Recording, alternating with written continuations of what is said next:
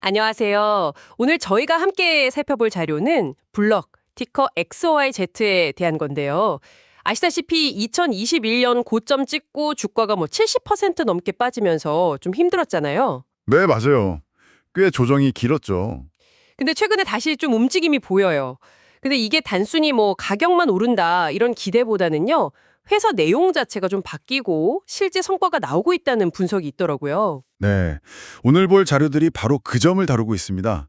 블록의 현재 상황, 또 잠재력, 이런 것들을 좀 깊이 들여다 봐야 할 것 같아요. 구체적으로 어떤 점들을 봐야 할까요? 일단 블록의 뿌리죠. 스퀘어 사업부. 이게 얼마나 안정적인지 보고요. 또 다른 한 축인 캐슈앱. 이건 성장세가 정말 무섭거든요. 아, 캐슈앱이요? 네. 그리고 회사가 요즘 효율성, 수익성 중심으로 전략을 바꿨어요. 그러면서 실적 전망도 좋아지고 있고요. 이런 것들이 왜 블록을 지금 주목해야 하는지 그 핵심 이유들을 자료 통해서 한번 짚어보죠. 좋습니다. 그럼 블록의 출발점, 그 스퀘어 사업부 이야기부터 해볼까요?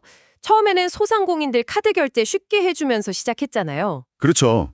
그게 시작이었죠. 근데 지금은 서비스가 30개가 넘는다고요. 엄청 커졌네요. 이 사업부가 블록을 딱 받쳐주는 기둥 역할을 한다.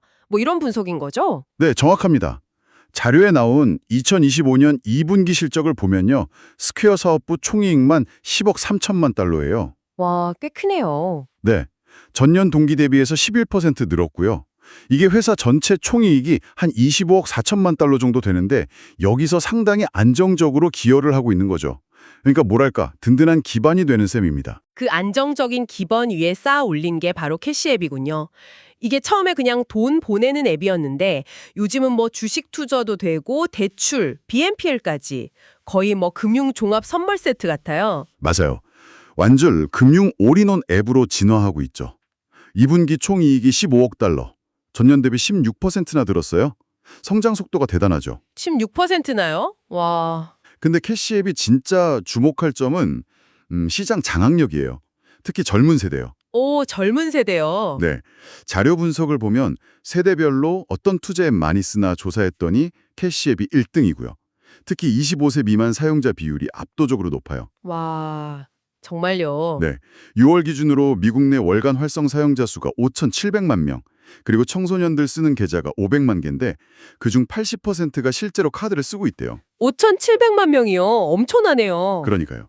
이게 그냥 지금 잘 나간다 이걸 넘어서 미래 고객을 이미 확보하고 있다는 뜻이거든요. 금융 생태계 안에서 엄청난 경쟁 우위를 가진 거죠. 근데 요즘 CEO 잭도 씨가 룰 오브 40라는 걸 자꾸 이야기하던데요. 이건 뭔가요? 예전처럼 그냥 막 성장만 외치는 거랑 좀 다른 느낌이던데. 아, 룰 오브 40. 네. 그게 뭐냐면 회사가 얼마나 건강하게 성장하는지 보는 지표 같은 거예요. 간단히 말하면 매출 총이익 증가율이랑 영업이익률, 총이익 기준을 더해서 40%를 넘기자는 목표거든요. 아, 성장률이랑 이익률을 같이 본다. 그렇죠. 그냥 막 몸집만 불리는 게 아니라 수익성도 같이 챙기면서 효율적으로 크겠다. 이런 의지의 표현인 거죠. 전략적으로 방향을 좀 튼 거예요. 그럼 지금 블럭은 그 40% 목표에 얼마 나왔어요? 2025년 2분기 기준으로요. 총이익 증가율이 14%, 영업이익률이 22%, 더하면 36%예요. 오, 꽤 가까워졌네요. 네, 40%에 상당히 근접했죠. 그래서 자료에서는 올해 말쯤에는 목표 달성 가능하고 2026년에는 완전히 달성할 수도 있겠다 이렇게 보고 있어요. 비용 줄이고 돈 되는 사업에 집중하는 노력이 실제로 통하고 있다는 거죠. 이런 흐름 덕분인지 연간 총액 전망치도 올렸더라고요. 1,001억 7천만 달러로요. 구체적으로 어떤 부분에서 성장을 더 기대하는 걸까요? 자료에 나온 내용이 있나요? 네, 핵심 동력 중 하나가 캐시앱의 금융 서비스 확장인데요.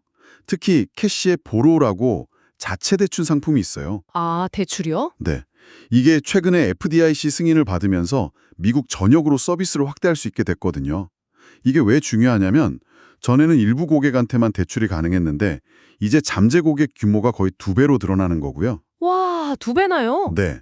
그리고 외부 은행 거치지 않고 직접 대출을 하니까 당연히 수익성이나 운영 효율성 면에서 훨씬 좋아질 걸로 보고 있습니다. 실적도 좋아지고 성장 기대감도 있는데 주가는 아직 좀 싸다고요. 자료 보면 밸류에이션이 낮다는 이야기가 있던데. 네, 그 점이 또 흥미로운 포인트죠. 자료 보면 현재 블록 주가가 매출 대비로는 1.97배, 순이익 대비로는 15.9배 수준에서 거래되고 있거든요. 1.97배, 15.9배. 네. 이게 뭐 S&P 500 평균이나 다른 기술주들과 비교하면 상당히 낮은 편이에요. 그럼 투자자 입장에서는 이게 일종의 안전 마진 같은 걸로 볼 수도 있겠네요. 뭔가 좀 싸게 살 기회? 네, 분석가들은 그렇게 해석할 여지가 있다고 봐요. 물론 뭐 시장이 싸게 평가하는 데는 이유가 있겠죠. 금리 변동성이라든지 경기 침체 우려, 또 경쟁 심화 같은 리스크 요인들 분명히 있습니다. 그렇죠. 리스크는 항상 있으니까요. 하지만 저희가 쭉 살펴본 것처럼 스퀘어는 안정적이고 캐시앱은 폭발적으로 성장하면서 특히 젊은층을 꽉 잡고 있잖아요. 여기에 룰 오버 40 달성 목표로 효율성까지 개선하고 있으니 이런 점들을 고려하면 현재 가치 평가는 좀 매력적일 수 있다, 이런 분석이 나오는 거죠. 정리를 좀 해보면 블럭은 안정적인 스퀘어랑 고성장 캐시앱 이 두 개의 강력한 엔진을 가지고 있고 거기에 효율성, 수익성 강화라는 목표까지 더해졌다. 또 젊은 사용자 기반 탄탄하고 재무 성과도 개선되고 있고 그런데 주가는 아직 상대적으로 낮다. 확실히 주목할 만한 점들이 많네요. 맞습니다.